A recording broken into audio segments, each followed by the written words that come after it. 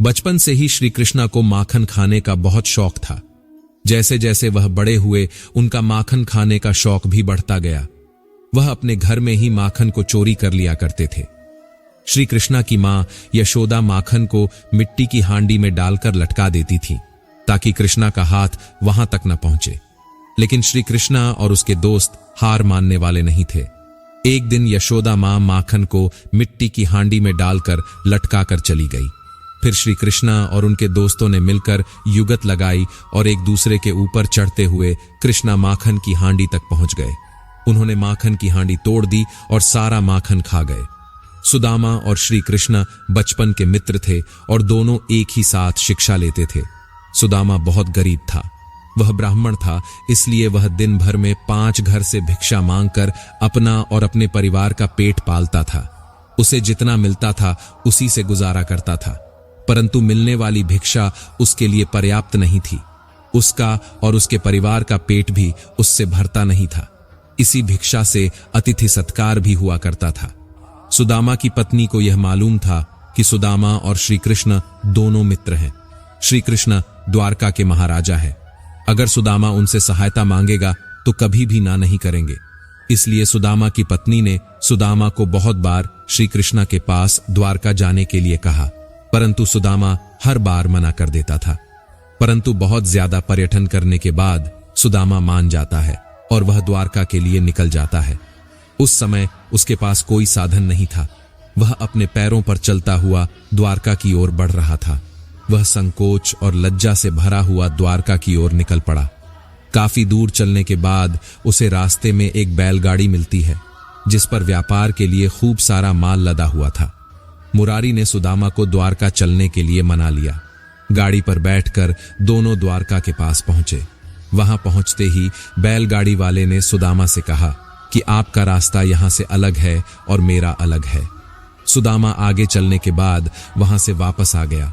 उसने सोचा कि मैं उस बैलगाड़ी वाले का धन्यवाद करके आता हूं। सुदामा मंदिर के पीछे उसका धन्यवाद करने के लिए वहां गया तो वहां पर कोई बैलगाड़ी नहीं थी और ना ही कोई मुरारी था। उसे कुछ समझ नहीं आ रहा था। वह सोच रहा था कि एक क्षण पहले वह मुरारी से बातचीत कर रहा था, परंतु दूसरे चरण में यहां पर कोई भी नहीं है। सुदामा समझ गया था कि उसके मित्र श्री कृष्णा की ही कोई लीला है। वास्तव में ऐसा ही हुआ। जब दोनों की मुलाकात हुई तो वह दोनों मुरारी की घटना पर मुस्कुरा रहे थे। एक बार की बात है कि यमुना नदी में एक मीठे पानी की झील में एक जहरीला सांप रहा करता था जिसका नाम कालिया था। कालिया इतना जहरीला था कि धीरे धीरे उसका जहर यमुना नदी के पानी को भी जहरीला बना रहा था। एक दिन उस नदी के किनारे पर एक गाय चराने वाला गया और उसने उस नदी से पानी पीना शुरू कर दिया। पानी पीते ही उस व्यक्ति की मौत हो गई। जब श्री कृष्णा को इस बात का पता चला तो कृष्णा ने अपनी शक्ति से उस मरे हुए व्यक्ति को दोबारा से जिंदा कर दिया। उसके बाद कृष्णा यमुना नदी में कूद गए और नदी की गहराई में जाने लगे। नदी की गहराई में गए तो वह जोर जोर से सांप को पुकारने लगे। उस समय कृष्णा को नदी में गए हुए काफी समय हो गया था। यह देखकर लोग चिंतित होने लगे और कुछ लोग तो वहां रोने लगे थे। उसके बाद कालिया सांप नदी के अंदर से बाहर निकला और श्री कृष्णा के सामने आया।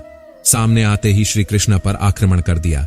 देखते ही देखते श्री कृष्णा उस कालिया सांप के सर पर नाचने लगे। वह कालिया सांप 1000 सर वाला विशाल सांप था। श्री कृष्णा इतनी तेजी से नाचने लगे थे कि कालिया सांप के मुंह से खून निकलने लगा। जब यह बात कालिया की पत्नी को पता चली तो वह श्री कृष्ण के सामने कालिया के जीवन की भीख मांगने लगी। श्री कृष्णा ने कालिया सांप को जमुना नदी को छोड़कर रामायणका द्वीप में जाने के लिए कहा और उसे यह आश्वासन भी दिया उन पर कभी भी गरुड़ हमला नहीं करेंगे, क्योंकि उसके सिर के ऊपर कृष्णा के पैरों के निशान छप चुके हैं। यह सुनकर कालिया सांप बहुत ज्यादा खुश हो गया और फिर वह अपनी पत्नी के साथ यमुना नदी को छोड़कर वहां से दूर चला गया। इस प्रकार श्री कृष्णा ने कालिया सांप से गांव वालों की रक्षा की। एक गांव में 8 वर्ष का सूर्य नाम का एक बेहद दुर्लभ बालक था। उसका परिवार का व्यवसाय लकड़ी काटना और उन्हें बाजार में बेचना था।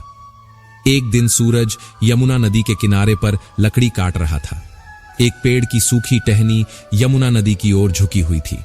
सूरज की खास बात यह थी कि वह कभी भी हरी भरी टहनी को नहीं काटता था। उसने देखा कि जो टहनी यमुना नदी की ओर झुकी हुई है वह बिल्कुल सूखी हुई है। उसने कुल्हाड़ी लेकर उसे काटने के बारे में सोचा।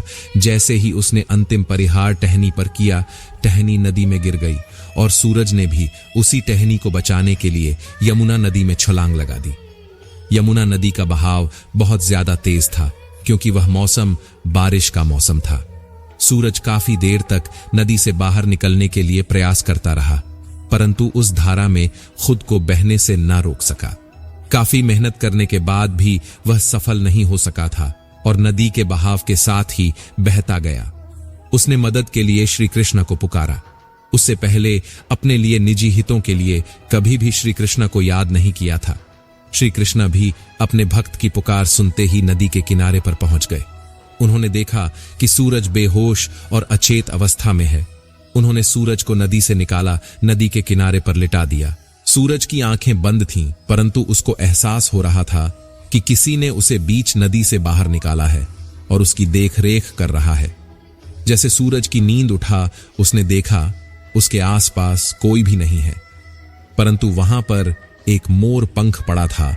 इस मोर पंख को देखकर वह समझ गया कि उसके प्रभु श्री कृष्णा ने ही उसे बचाया था। दोस्तों, इस वीडियो में बस इतना ही। अपना ख्याल रखना। जय श्री कृष्णा।